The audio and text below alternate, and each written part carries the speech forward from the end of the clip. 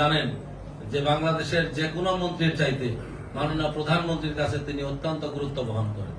সেটা আপনারা ইতিমধ্যেই দেখেছেন যে মাননীয় প্রধানমন্ত্রী সরকারিভাবে প্রথম কর্মসূচি নিয়েছেন এই টাঙ্গাইলে, যেটা একমাত্র সম্ভব হয়েছে আমাদের নেতা মাননীয় প্রতিমন্ত্রী জনাব সুলতান সালাউদ্দিন টুকু সাহেবের পক্ষে।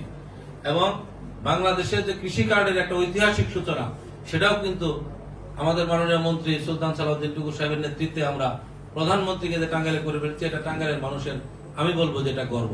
এবং তিনি ইতিমধ্যেই টাঙ্গাইল জেলা পরিষদের মাধ্যমে এই যে প্রকল্প আপনারা পাচ্ছেন, এর পরেও আরো অনেক বড় প্রকল্প ইতিমধ্যেই তিনি মন্ত্রণালয় থেকে অনুমোদন করিয়েছেন শুধুমাত্র সদরের জন্য, যেটা আপনারা অনেক প্রতিষ্ঠান আরো পাবেন।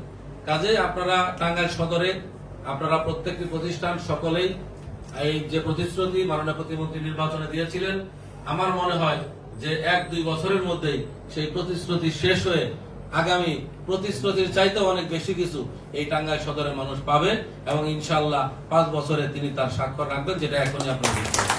আর আমরা যারা টাঙ্গাইল সদরের, আমি এই জেলা পরিষদের একজন প্রশাসক হিসেবে আমি বলতে পারি যে আমাদের মাননীয় মন্ত্রীর নেতৃত্বে আমরা এই টাঙ্গাইল জেলা এবং টাঙ্গাইল শহর মাদক মুক্ত করব এবং সন্ত্রাস মুক্ত করব।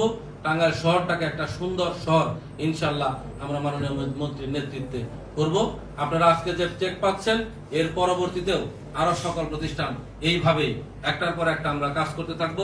বিশেষ করে আমার জেলা পরিষদের কর্মকর্তা বৃন্দ এখন অনেক পরিশ্রম করেন এই প্রজেক্টগুলোকে শেষ করার জন্য। আমরা যত দ্রুত সম্ভব এই প্রজেক্ট শেষ করব। আপনারাও আশা রাখি যে আমরা যে